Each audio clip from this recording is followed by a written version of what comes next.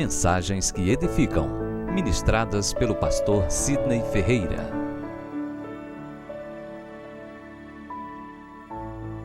Vamos meditar na palavra. Gostaria de convidar os irmãos a abrirem a Bíblia em Filipenses.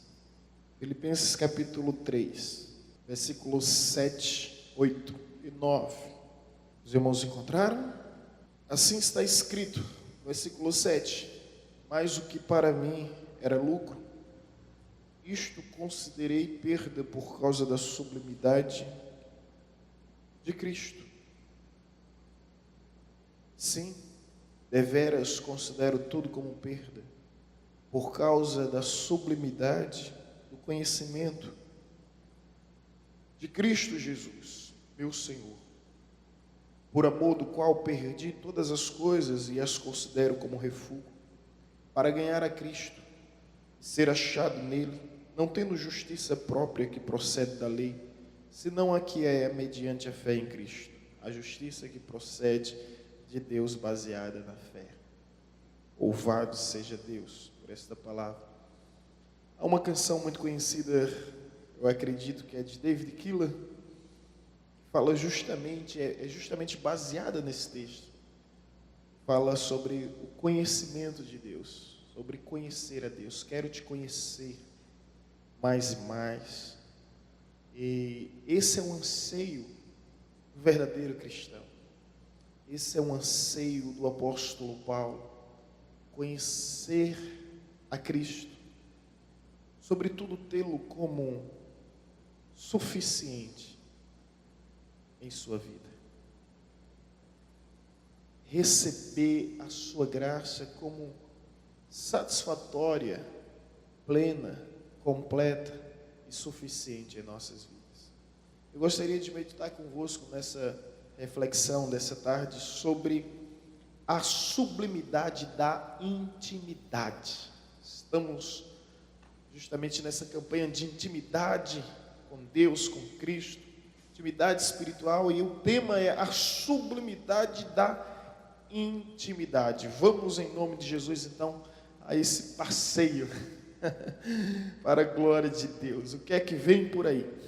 Bem, queridos, existe 4 tipos de conhecimento, certamente você já ouviu falar sobre isso. Existe o conhecimento empírico, científico, filosófico e o conhecimento religioso. O apóstolo Paulo vai dizer aqui que considera tudo como perda por causa do conhecimento de Cristo Jesus. A questão é, que tipo de conhecimento o apóstolo se refere? Não é o conhecimento baseado nas definições científicas. Não é o conhecimento baseado nos conceitos religiosos. Não é o conhecimento baseado nas elucubrações filosóficas. Mas trata-se do conhecimento experimental, que é justamente o conhecimento empírico. É sobre este conhecimento que ele foca, ao ponto de dizer, mas o que para mim é lucro, era lucro, considerei por perda por causa de Cristo, por causa da sublimidade do conhecimento de Cristo. Então ele está falando sobre um conhecimento a ser desfrutado, experimentado, vivenciado, praticado. É o conhecimento empírico, é o conhecimento adquirido através das próprias experiências. Então, há algo que chama a minha atenção no meio dessas expressões, que é justamente a palavra sublimidade. O que é sublimidade? Sublimidade significa elevado, excelente, grandioso, perfeito. Eu gosto da versão King James, que vai falar sobre sublimidade como superioridade suprema. Repito, a versão King James vai definir a palavra sublimidade como superioridade suprema. Então, quando o apóstolo diz, tudo que eu tinha como lucro, considero por perda por causa da superioridade suprema do conhecimento de Cristo Jesus. Amém? Então há um conhecimento a se buscar, um conhecimento que está além dos conceitos, além das definições, além das elucubrações de origens filosóficas, religiosas e científicas. Existe um conhecimento a nível de experiência, e como diz o nosso irmão Armando Filho, a experiência é pessoal, por isso eu vou vivê-la intensamente. Não é essa uma das suas canções? Mas enfim, o que é que nós podemos aprender aqui? Meus amados, sobre a sublimidade do conhecimento, a sublimidade da intimidade. Algumas lições existem nesse texto extraordinárias para a nossa vida, e eis de compartilhar convosco. Primeiro ainda, falando sobre o apóstolo Paulo, antes de adentrarmos nas pontuações a serem consideradas, é que quando o apóstolo Paulo diz tudo que eu considerava como ganho, hoje eu considero como perda, não é qualquer um, e ele não se refere a qualquer coisa. Uma coisa sou eu dizer aqui, olha, tudo que eu considerava como ganho, hoje eu considero como perda. Eu não tenho esse currículo, eu não tenho todas essas conquistas do apóstolo Paulo. E se você não sabe, ele cita algumas. Está no mesmo texto, se você puder acompanhar comigo, veja o versículo 4. Bem que eu poderia confiar também na carne, se qualquer outro pensa que pode confiar na carne, eu ainda mais. O apóstolo Paulo simplesmente, de uma forma muito modesta, ele está dizendo que ele é o cabra. O que ele diz? Se alguém pode confiar na carne, eu muito mais. Circuncidado ao 8º dia, da linhagem de Israel, da tribo de Benjamim, hebreu de hebreus, quanto à lei, fariseu, quanto ao zelo, perseguidor da igreja, quanto à justiça que há na lei, irrepreensível. Não é qualquer um, e ele não está falando de qualquer coisa. Não é verdade? Ele é um judeu, tem a cidadania romana conquistada e adquirida, foi instruído aos pés de Gamaliel, o maior mestre daquela época e um dos mais respeitados na história de Israel. Ele era poliglota, falava o latim romano, falava o grego da Grécia, falava o aramaico e o hebraico dos judeus. O homem tinha um domínio, era versado nos idiomas e nos dialetos existentes da sua época. Era um homem catedrático, erudito, acadêmico, no expoente da intelectualidade da sua época. Era um fariseu muito respeitado, a quem os judeus confiou a ele a responsabilidade de perseguir a igreja. Então, tudo aquilo que o homem sonha, ou melhor, sonhava naquela época como projeção, ascensão, de conquista, de realização, Paulo tinha conseguido. É como se Paulo tivesse chegado ao topo da sua realização profissional. É como se ele tivesse chegado ao cargo mais elevado. E agora você vai entender melhor um pouquinho o versículo 7, quando diz: mas o que para mim era lucro, isto considerei perda. Sabe o que é que Paulo está fazendo? Ele está rasgando seus títulos, ele está rasgando seus currículos, ele está rasgando suas credenciais, ele está atacando fogo, como diz o bom sertanejo, nas suas medalhas, nos seus troféus, nos seus diplomas. Ele está dizendo: sabe, isso aí não significa nada, absolutamente nada. Tudo que eu tinha como lucro, hoje eu considero como perda, mas tem um motivo, tem um propósito que nos traz um verdadeiro entendimento. Considero perda por causa de Cristo, por causa dele, sim, deveras. Considero tudo como perda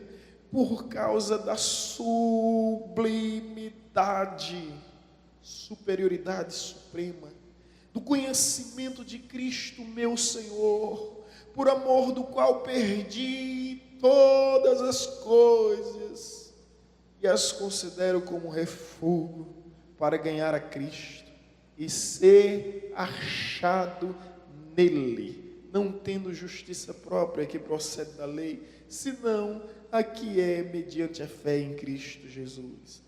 A justiça que procede de Deus baseada na fé. E o início do versículo 10 vai dizer, para o conhecer.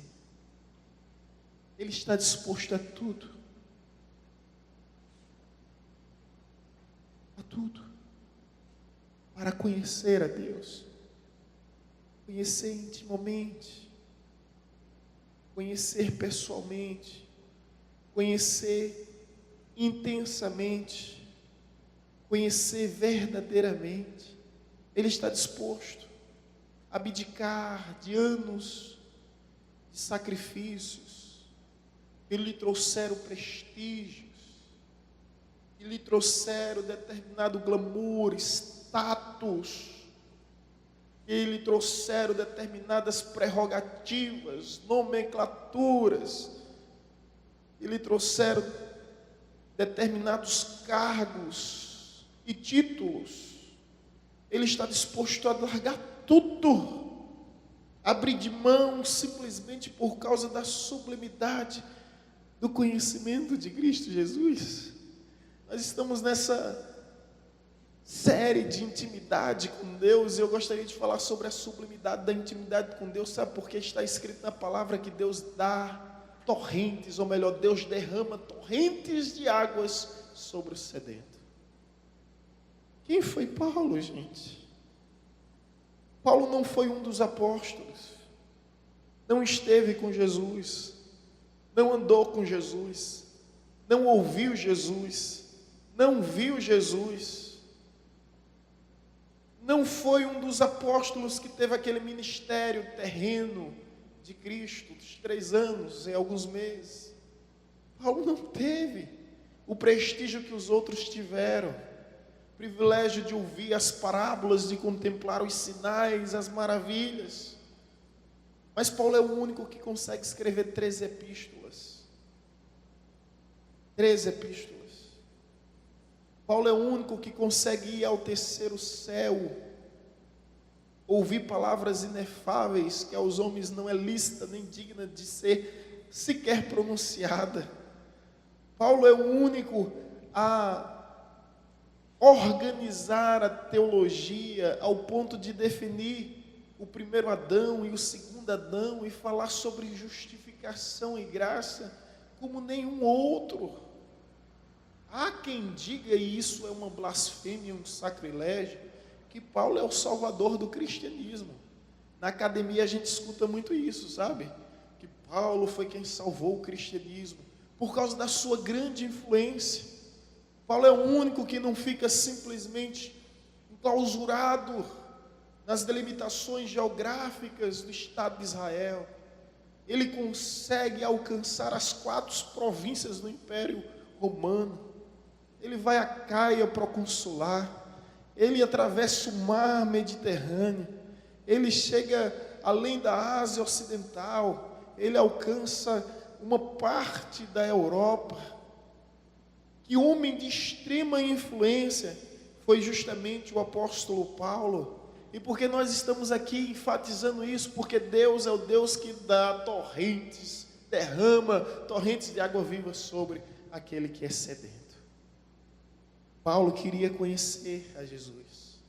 E Jesus permitiu que ele, apesar de nunca ter tido a experiência que os outros tiveram e desfrutaram, foi o homem que mais conheceu a Jesus. Lembra de alguns dias a gente falou que o homem que teve mais intimidade foi João? O homem que mais conheceu Jesus foi Paulo. Não há como um outro homem tenha conhecido tanto a Jesus como Paulo. Paulo conheceu a Jesus. E eu gostaria de falar sobre essa sublimidade da intimidade e agora sim, pontuar algumas verdades. Como ocorreu esse conhecimento? Irmãos, vamos aprender isso porque isso serve para a gente. É importante contextualizar a nossa realidade. Às vezes a gente está dando muito valor alguns títulos, algumas conquistas, e eu sei que faz parte da vida, e nós temos que batalhar e lutar pelo aquilo que é nosso, mas não devemos esquecer do que realmente é essencial, do que realmente importa, do que realmente é suficiente em nossas vidas. Então, pontuando a primeira verdade sobre a sublimidade da intimidade, é que nós adquirimos esse conhecimento que vem da parte de Deus, não pela razão, mas por meio da revelação. Grava isso. Nós adquirimos esse conhecimento que vem da parte de Deus, não por meio da razão, mas por meio da revelação. Você sabe tão bem quanto eu que o apóstolo Paulo se converteu na estrada de Damasco. O perseguidor que estava indo em busca dos cristãos no intuito de matá-lo, até que uma luz mais forte do que o sol ao meio-dia, o sol ao meio-dia é chamado zênite, é o momento da sua maior glória, maior resplendor. Ele contempla aquela luz, aquela glória, aquele esplendor, e ele fica cego, e ele ouve uma voz, e a voz diz: Saulo, Saulo, por que me persegues? Eu acho isso incrível, extraordinário, sabe por quê? Porque Paulo não pensa que está perseguindo a Cristo, ele pensa que Cristo está morto. Alguns dizem que ele ressuscitou, mas na mentalidade de Paulo ele está morto. Então ele não está perseguindo necessariamente a Cristo, mas de repente Cristo intervém e diz: por que tanto me persegue? O que é que eu estou querendo dizer isso? Não sei se você conseguiu entender. Que quando as pessoas estão lhe perseguindo, elas não estão lhe perseguindo. Os irmãos estão entendendo? Elas estão perseguindo a Jesus. Está tão claro na Bíblia que um dia Saul, ou melhor, o profeta Samuel, que também era o sumo sacerdote, estava orando, e Deus diz bem assim: Samuel, Samuel, não é a ti que eles rejeitam, é a mim que eles rejeitam. Então, é tão claro isso na Bíblia que Deus disse a Abraão: Abraão, não se preocupa, porque aqueles que te abençoarem me abençoarão, aqueles que te amaldiçoarem me amaldiçoarão, pode deixar que eu estou na frente de tudo. E aí onde Deus diz: aos que te abençoares eu abençoarei, e os que te amaldiçoares eu também amaldiçoarei. Então Paulo não está perseguindo Cristo, mas o Cristo, ele simplesmente se revela no meio do seu povo, intervém no meio da história e diz: por que me persegues? Saulo, Saulo, por que tanto me persegue? E ali Paulo entendeu uma verdade que muitos até hoje não conseguiram compreender: que perseguir os cristãos é perseguir o próprio Cristo. Mexer com crente é uma coisa que não funciona. Não dá certo. E se você for mexer com crente, meu filho, crente tem pai, viu? Crente não é bastardo, não. Crente tem pai. Crente não é órfão. For mexer com crente, Deus resolve tudo. Amém? E a Bíblia diz: não vingueis a vós mesmos, a mim pertence a vingança, diz o Senhor. Em outras palavras, é como se Deus dissesse: não suje suas mãos, deixa comigo. Deixa comigo. Deixa comigo. E o que o apóstolo Paulo entende na estrada de Damasco é que esse conhecimento, a sublimidade, superioridade suprema do conhecimento de Deus, ele advém da revelação e não razão. Sabe por quê, irmãos? A pergunta é: qual foi a razão que o apóstolo teve para entender que Jesus é Deus? Que Deus está em Jesus? Qual? Nenhuma. Não há razão. Não há uma equação, não há uma lógica, não há uma definição conceitual, não há uma didática pedagógica que venha convencer e persuadir, e por intermédio da razão que Jesus é Deus. O que existe é a revelação, é aquilo que Jesus diz em Mateus 16, 18 ao apóstolo Pedro: bem-aventurado és tu, Simão Bar-Jonas, porque não foi carne nem sangue que te revelou isso, mas o meu Pai que estás no céu. Então a sublimidade da intimidade, que é o nosso tema, o tema dessa nossa reflexão, e sublimidade é a superioridade suprema. Então, é isso que nós queremos para a nossa vida, é a sublimidade do conhecimento, não um conhecimento baseado em conceitos, em definições, mas um conhecimento mais elevado, mais excelente, um conhecimento perfeito. Essa sublimidade que nós devemos adquirir, nós devemos buscar conforme está escrito. Então, a primeira questão a ser abordada é que essa sublimidade, meus irmãos, ela não vem através da razão, ela vem através da revelação, e o apóstolo Paulo experimentou isso em sua vida. E é importante entender isso, sabe por quê? É quando a gente entende que nós acreditamos em Cristo, não meramente por uma razão do esforço ou intelecto humano, nós nos sentimos agraciados, porque não é um mérito nosso, é uma graça divina sobre as nossas vidas. Bem-aventurado és tu, Simão Barjona, não foi carne, não foi sangue que te revelou isso, ou seja, através da carne, através do sangue, você jamais chegaria a esse conhecimento,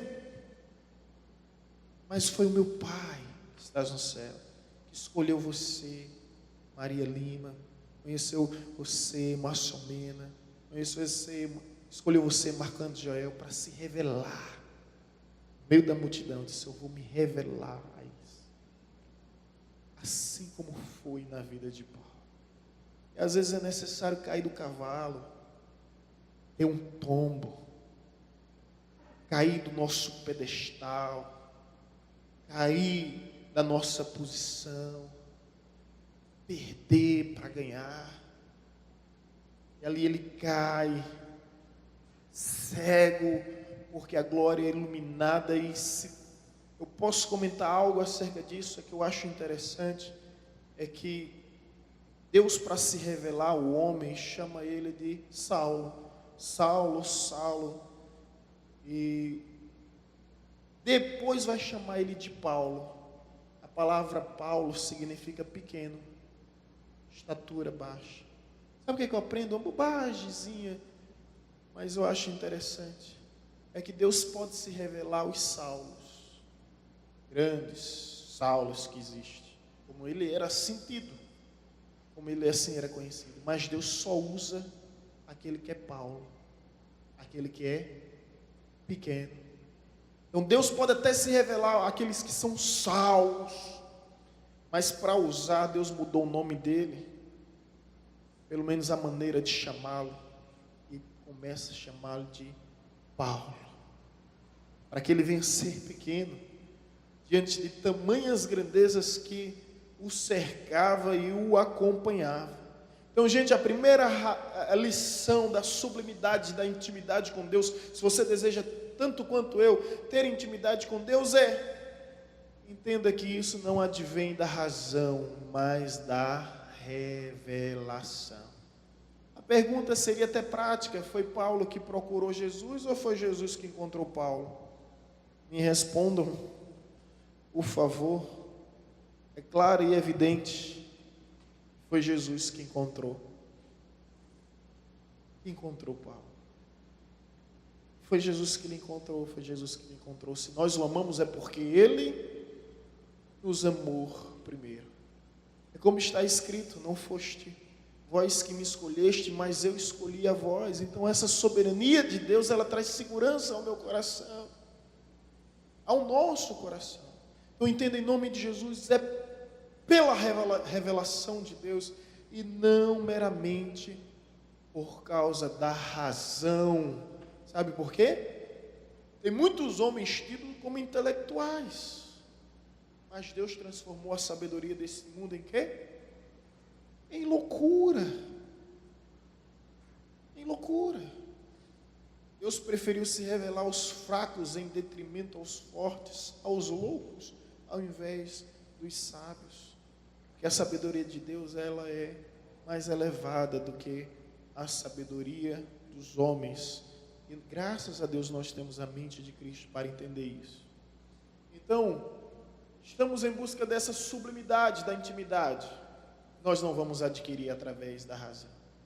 Tem um teólogo muito conhecido, muito famoso.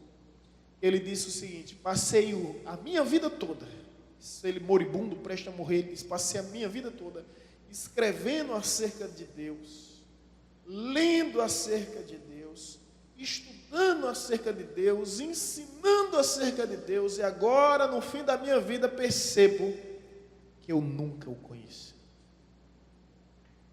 Isso é forte, né, gente? É forte. A gente pode conhecer muito acerca de um personagem. Podemos saber sua medida, sua estatura, seu peso, seu nome, sobrenome, sua origem, sua história. Podemos saber seu CPF, seu RG, mas ao mesmo tempo não ter intimidade com essa pessoa. Não ter o conhecimento prático dessa pessoa. E quando não tem, essa pessoa é apenas um objeto de análise. É apenas um objeto de estudo. E para muitos, Deus não passa de um objeto de estudo.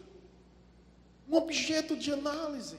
E quando o apóstolo Paulo está dizendo, eu quero te conhecer mais e mais, eu quero te conhecer verdadeiramente, eu quero te conhecer intensamente, ele não está interessado nos conceitos, nas definições teológicas acerca de Deus.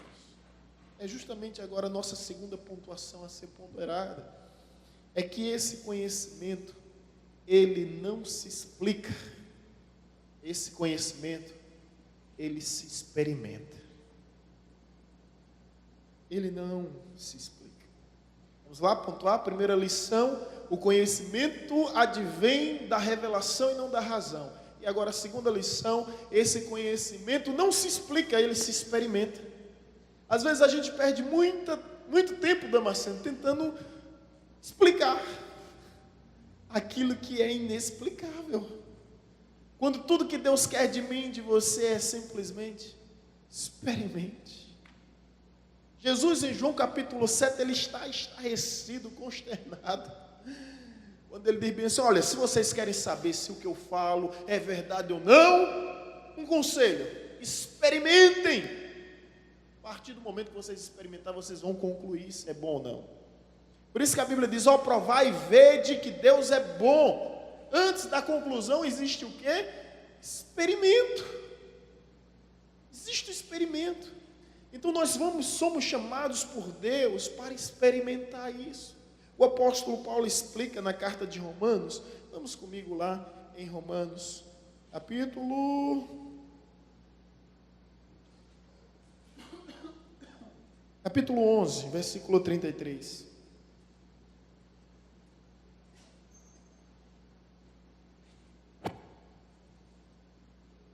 Capítulo 11, versículo 33, 36, amém?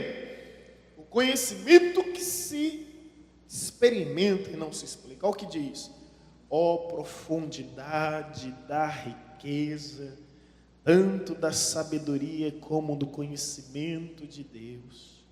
Quão insondáveis são os seus juízos e quão inescrutáveis os seus caminhos. Quem, pois, o conheceu? Quem, pois, conheceu a mente do Senhor? Ou quem foi o seu conselheiro? Ou quem primeiro deu a ele para que lhe venha a ser restituído? Porque dele, por meio dele e para ele são todas as coisas. A ele, pois, a glória eternamente. Amém. Sabe o que é que eu vejo aqui? O apóstolo Paulo está tentando explicar Deus. E ele vai tentando, até que tem um momento que dá uma pane.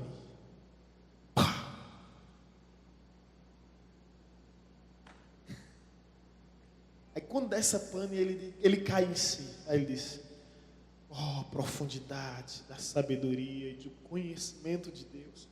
Quão insondáveis são os seus juízos, quão inescrutáveis os seus caminhos. Quem conheceu a mente do Senhor? Quem foi o seu conselheiro? Isaías 40 também fala sobre isso, sobre essa impossibilidade de chegarmos a uma definição daquele que é indefinido por natureza. Isaías 40, versículo 28. Isaías 40, 28. Assim diz: não sabes, não ouviste, que o eterno Deus, o Senhor, o Criador dos fins da terra, nem se cansa, nem se fatiga, não se pode esquadrinhar o seu entendimento. Então esse conhecimento não se explica, esse conhecimento se experimenta. E Deus me trouxe hoje aqui, te trouxe hoje aqui para dizer isso. Vamos experimentá-lo. Vamos experimentá-lo mais e mais. Você lembra de Isaías? Quem diz isso aqui é Isaías. Se você for ler Isaías capítulo 1, capítulo 2, capítulo 3, capítulo 4, capítulo 5, ele diz: ai desse povo, ai dessa terra, ai dessa geração, ai dessa multidão. Mas quando chega no capítulo 6, ele muda seu discurso. Ele tem a experiência com Deus. Quando ele tem experiência com Deus, ele diz: sabe o quê? Ai de mim, e sou um homem de lábios impuros, que habito no meio de um povo de impuros lábios. Ai de mim. Ele reconhece a sua fraqueza, ele reconhece a sua fragilidade, ele reconhece o seu problema, e isso é extraordinário, porque Deus, quando envia o querubim com brasas vivas retiradas do seu altar, essas brasas são colocadas onde? Na boca de Isaías, e era justamente o seu problema identificado, né? Ai de mim, que sou um homem de lábios impuros. Aí a Bíblia diz que o querubim vem com a brasa viva e toca onde? Na boca dele, purificando ele, purificando. E a experiência de Isaías, historiadores dizem que Isaías é um antes do capítulo 6 e outro depois do capítulo 6, porque agora ele tem um respaldo. Ele é um magistrado, ele é um juiz em Israel, ele é familiar do rei Uzias, e agora ele tem um respaldo, e o respaldo dele é: eu vi o Senhor, eu vi o Senhor, eu vi o Senhor, eu vi, assentado no mais alto e sublime trono, as suas vestes reais cobre o templo, e o limiar do santuário se estremece diante da sua presença. Os querubins o entronizavam, declarando: santo, santo, santo é o Senhor, e toda a terra está cheia da sua glória. A partir dali, Isaías não tenta mais explicar a Deus, ele tenta experimentar Deus. É igual a Paulo, não tenta mais explicar Deus, ele tenta experimentar Deus e convidar as pessoas a experimentar. Quantas guerras, conflitos e confrontos ao longo da história, por meio dessas tentativas vãs e vazias, de explicar ao invés de experimentar. Sabe, talvez Damasceno me ajude. Existia um cantor brasileiro que falava em uma das suas canções, quem sabe você me ajuda, é secular, mas a sabedoria que dizia: eu amava como amava um pescador. Damasceno lembra? E se encantava mais com as redes do que com o mar. Alguém lembra desse cantor? Lembra da estrofe, né? Eu amava como... Às vezes a gente está tão encantado com as redes.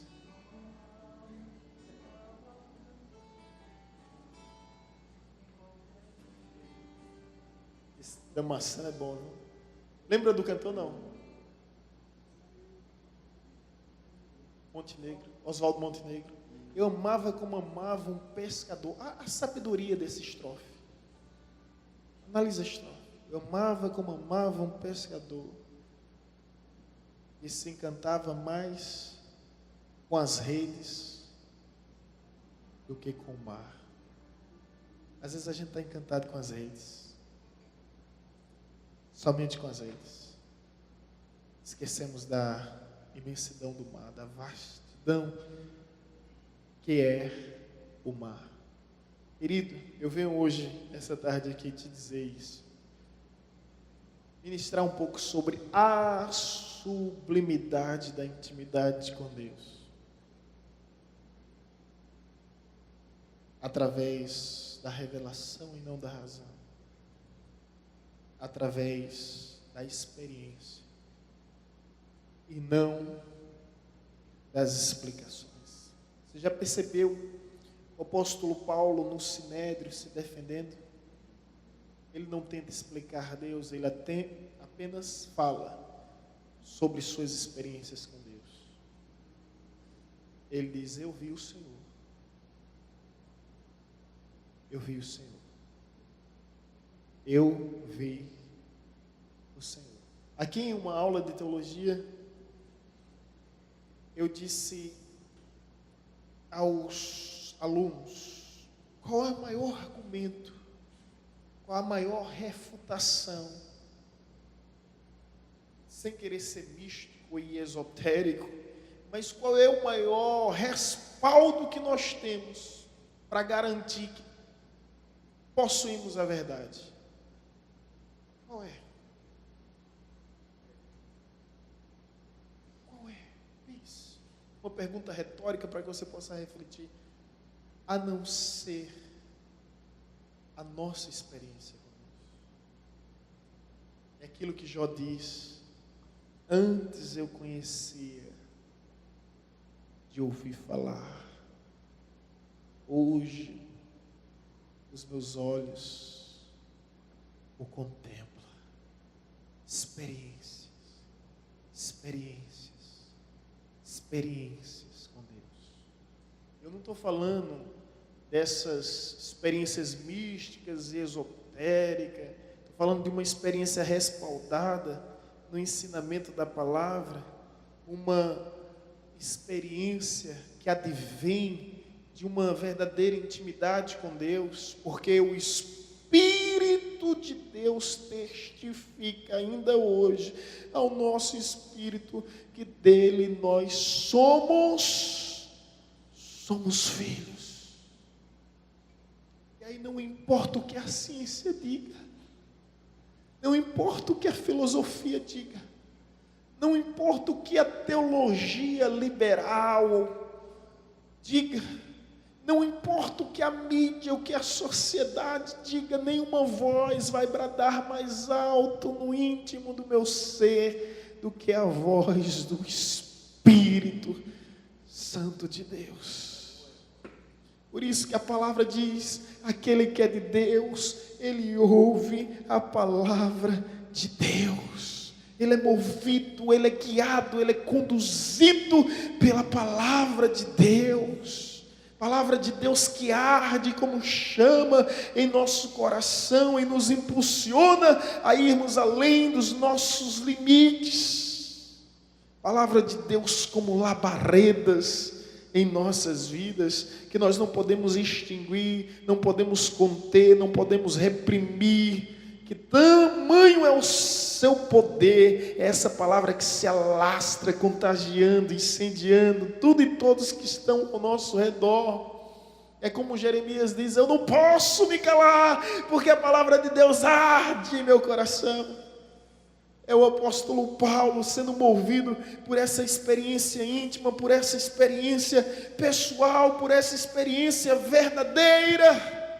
E aqui eu quero concluir como iniciamos, onde ele diz: mas o que para mim era lucro, isto considerei perda, por causa de Cristo. Sim, deveras considero tudo como perda, por causa da sublimidade do conhecimento de Cristo, o meu Senhor, por amor do qual perdi todas as coisas e as considero como refúgio para ganhar a Cristo e ser achado nele, não tendo justiça própria que procede da lei, senão a que é mediante a fé em Cristo, a justiça que procede de Deus baseada na fé, para conhecer o seu poder.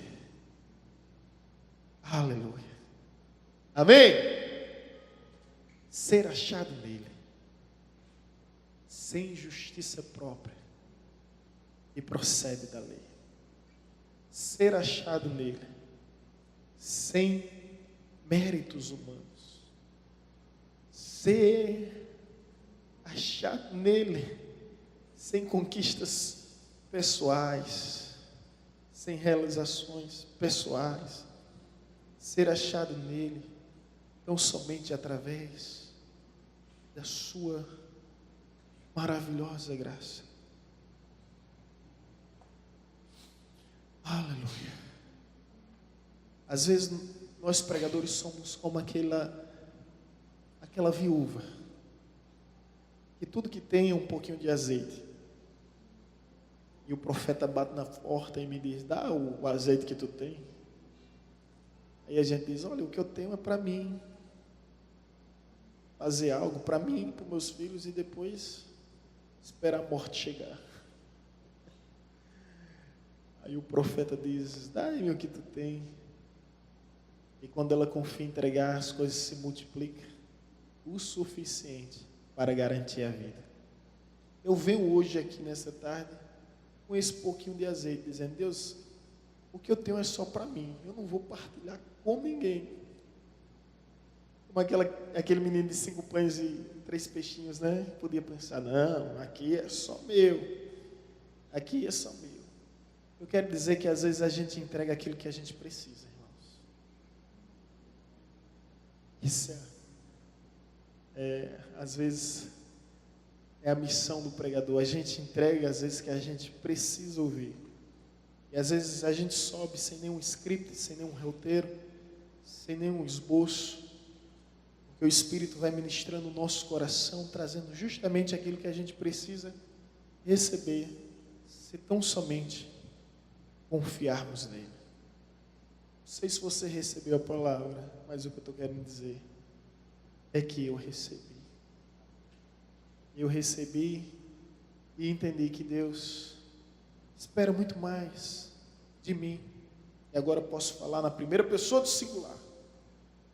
Mais do que definições, mais do que conceitos, mas uma vida de íntima comunhão, que vai além das elucubrações filosóficas no ramo da ciência, vai muito além dos conceitos religiosos e das definições científicas, mas trata desse conhecimento empírico, conhecimento que levou Isaías a dizer: eu vi a Deus, que levou Paulo a dizer diante do Sinédrio, ao ser questionado qual era a razão da sua fé, e ele simplesmente disse: eu vi a Deus. Vocês lembram daquele homem que era um cego e que foi curado e que entra no tempo feliz, e alguns disseram: mas como foi isso? Ele disse: eu não sei, eu só sei que um homem chamado Jesus cuspiu no chão, fez um lodinho, colocou nos meus olhos, e agora eu vejo. As pessoas querem às vezes explicações, e nós nos perdemos quando estamos dando essas explicações. E a maior explicação é essa: eu não sei, só sei que foi assim. Eu não sei, eu só sei que um homem chamado Jesus mudou a minha vida, mudou a minha história e me deu um novo motivo para viver. O motivo mais elevado, o motivo mais sublime, o motivo muito mais excelente hoje eu tenho para viver nele, sem justiça própria. Por isso considero tudo como perda, tudo como refúgio, por causa da sublimidade do conhecimento de Cristo Jesus. Que venhamos buscar mais revelação do que razão, que venhamos buscar mais experiências do que explicações, e que venhamos chegar a algum momento em nossa vida e narrar as experiências que temos com Deus ao longo da nossa história. Venhamos contar para os nossos filhos e para os filhos dos nossos filhos o que Deus fez e o que Deus tem feito em nossas vidas. E vamos extrair essa verdade dessas páginas da Bíblia e colocar elas nas páginas da nossa história. Vamos ensinar a Bíblia para os nossos filhos, sim, os grandes feitos de Deus na história bíblica para os nossos filhos, mas também vamos ensinar os grandes feitos de Deus na história da nossa vida. Quando o assunto for provisão, você vai consultar o livro da sua história e vai dizer: olha, meu filho, teve um momento que as circunstâncias diziam ser impossíveis e que todas as pessoas acreditavam que era improvável, mas Deus veio e mais uma vez sustentou a sua mãe, sustentou o seu pai. Você vai contar a história da Bíblia, sim, deve sim, mas você vai contar a história de Deus na sua história. Amém, irmãos? E é isso que Deus quer. Vamos falar do Deus de Abraão, de Isaac e Jacó, vamos até o fim do mundo.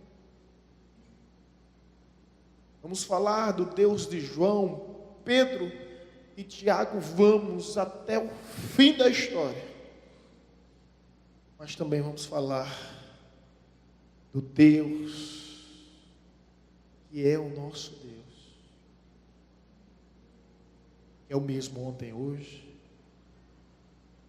e para sempre será. Falar do Deus de Luiz Januário. Em Luiz Januário, eu lembro que há uns 5, 6 anos nós fomos à casa do diácono Luiz Januário. E lá na casa do diácono Luiz Januário, uma situação complicada, e eu fui ousado, ele lembra disso. Não ousadia humana, por isso que é bom esse contexto, para dizer ser achado nele sem justiça própria, conforme está aqui. E eu disse, ouvido por Deus a Luiz Januário: essa doença não vem para a morte, mas vem para a glória de Deus. Foi dito aquela palavra ali. E muitas foram as lutas, viu? Muitas foram as lutas, e graças a Deus está aqui Luiz Januário, são e salvo, para testemunhar desse Deus vivo e desse Deus verdadeiro, que tem feito grandes coisas em favor do seu povo. Do seu povo. Vamos falar desse Deus. Desse Deus. Amém? Vamos falar do Deus Tatiano que aqui está, crendo e fazendo menção do nome do seu Deus. Você ainda vai estar aqui, Tatiana, ó, testemunhando o seu milagre. Receba, porque está próximo. Muito em breve você vai estar aqui com o seu milagre, testemunhando a glória de Deus. E você vai falar do que Deus fez na sua vida, do que Deus tem feito, do que Deus faz, de que Ele é o mesmo hoje, sempre e para sempre será, e nada nem ninguém poderá mudar isso, em nome de Jesus. Amém, amém, amém. Receba. Vamos nos colocar em pé em nome de Jesus. Vamos louvar a Deus, vamos adorar. Oh, Jesus.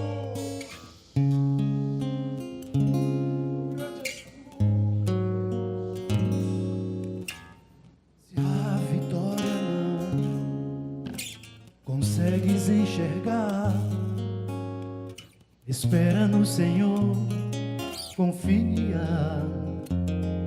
espera, Ele vem, confia, Ele vem e faz um milagre.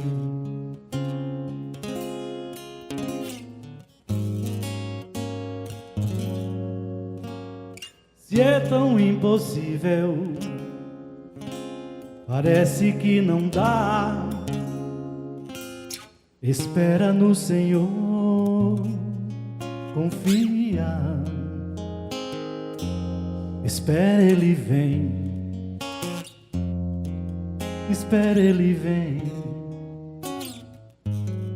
e faz um milagre.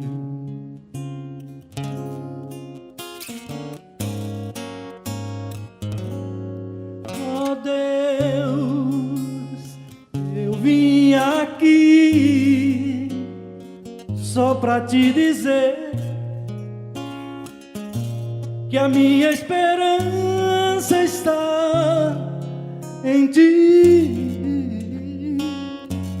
eu não tenho nada além, nada além de ti, nada além da promessa, da sua promessa. Eu não tenho nada, eu não tenho nada, eu não tenho nada.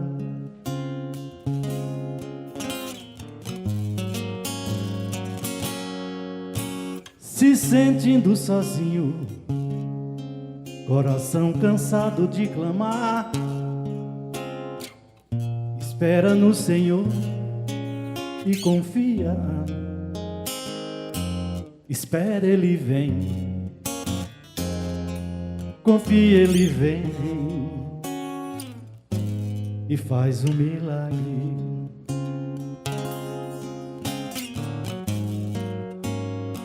Teu choro não é em vão, teu Deus contigo está. Espera no Senhor, confia. Espera, Ele vem, confia, Ele vem e faz um milagre.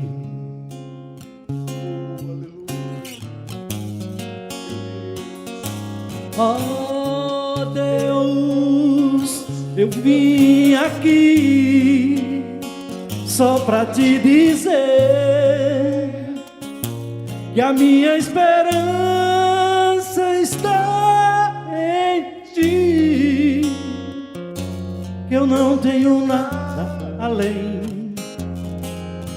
nada além de ti, nada além da promessa, Nada além da promessa, da tua promessa. sua promessa. Eu não tenho nada, nada. Oh Deus, eu vim aqui só pra te dizer que a minha esperança está em ti. Eu não tenho nada além, nada além de ti, nada além da promessa, da sua promessa. Eu não tenho nada, nada, eu não tenho nada, nada, eu não tenho nada.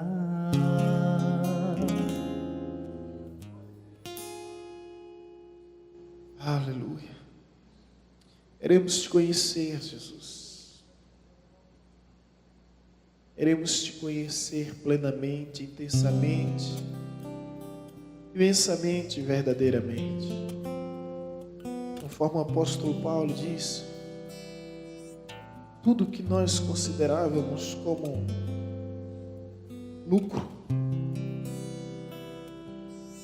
tudo que nós considerávamos como ganho, todos os nossos esforços e sacrifícios para obter aquilo que para a gente em uma época, em um tempo fazia sentido, tudo isso nós reduzimos a perdas, porque nada nesse mundo e nada nessa vida é mais importante do que a Ti. Por isso, Senhor, nós abrimos mão de tudo por causa da sublimidade,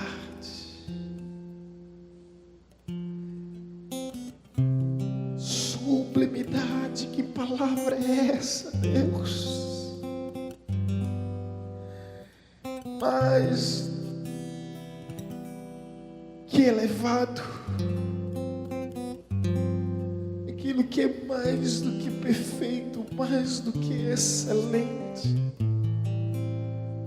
a superioridade suprema. Isso é sublimidade. Consideramos tudo como perda por causa da sublimidade do conhecimento de Deus, por causa da sublimidade do conhecimento em Cristo Jesus. Ser achado nele, sem justiça própria que procede da lei, mas pela graça, pela graça, pela graça, que é muito mais do que o favor imerecido, pela tua maravilhosa graça em nossas vidas. Assim como o Senhor rasgou o véu, rasga também a venda dos nossos olhos. Queremos te ver além das tradições culturais que nos cercam e que tanto nos limita. Arranca todas as vendas que impede ou impossibilita uma visão mais nítida, uma visão mais perfeita da tua face. Às vezes nós estamos tão intoxicados com os ritos, com as cerimônias, com as liturgias. São tantos protocolos, são tantas formalidades, além de uma rotina cotidiana dos nossos afazeres diários, que ofusca de algum modo, de alguma maneira, a tua glória em nós.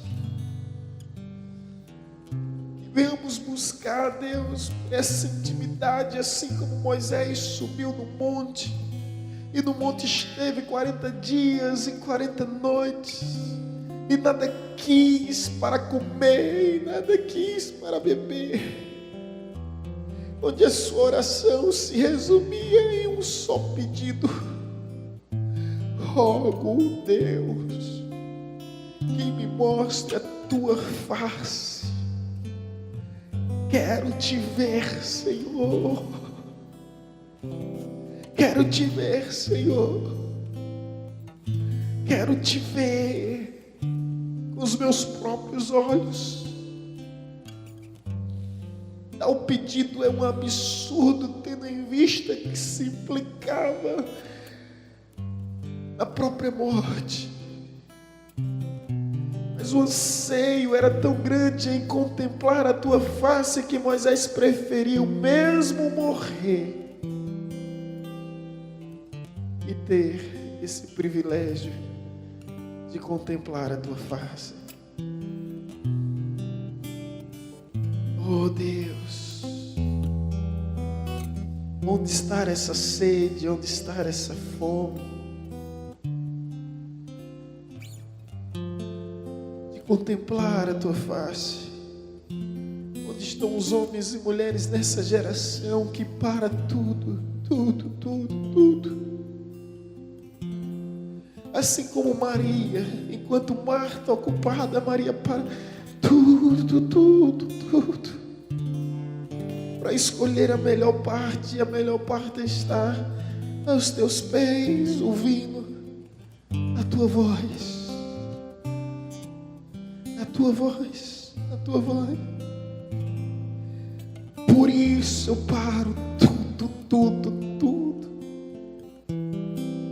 para ouvir a tua voz, Senhor. Fala, Senhor, aos nossos corações nesse lugar. Oh, Senhor, fala mais uma vez ao coração do teu povo. Ministra ministra com tua doce e poderosa voz. Venha ao nosso encontro, Senhor. Venha ao nosso encontro, Senhor. Venha ao nosso encontro. Já como pode ainda adorar se não tem motivos pra cantar? Abandona esse Deus e morre. Mas não adoro pelo que ele faz, nem mesmo por bens materiais. Eu adoro pelo que ele é, eu sou dele, tudo é dele. Já você não tem motivos, perdeu seus bens, seus filhos, seus amigos. O que você vai fazer? Eu vou adorar, simplesmente adorar. Eu vou adorar. Deus me deu, Deus tomou, bendito seja o nome do Senhor. A Ele a glória, a Ele a honra e o louvor. Deus me deu, Deus tomou, bendito seja o nome do Senhor. A Ele a glória, a Ele a honra e o louvor. A Ele a glória, a Ele a glória.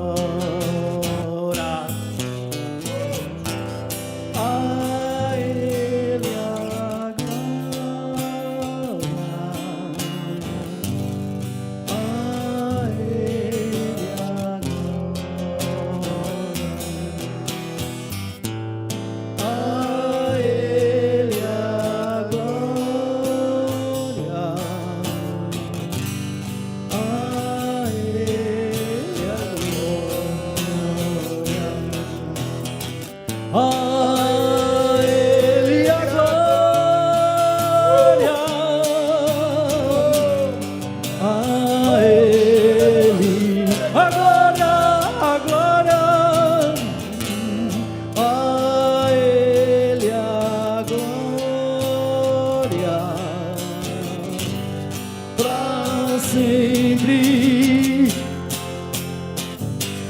Deus me deu, Deus tomou, bendito seja o nome do Senhor.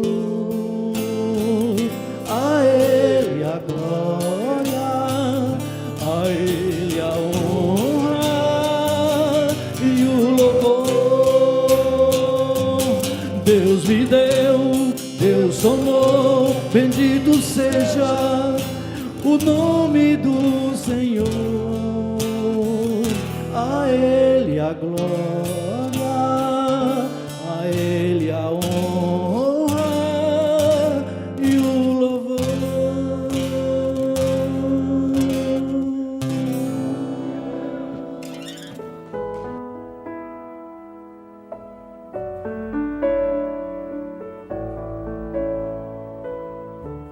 Você acabou de ouvir uma mensagem ministrada pelo pastor Sidney Ferreira, da Igreja Batista Evangelizadora.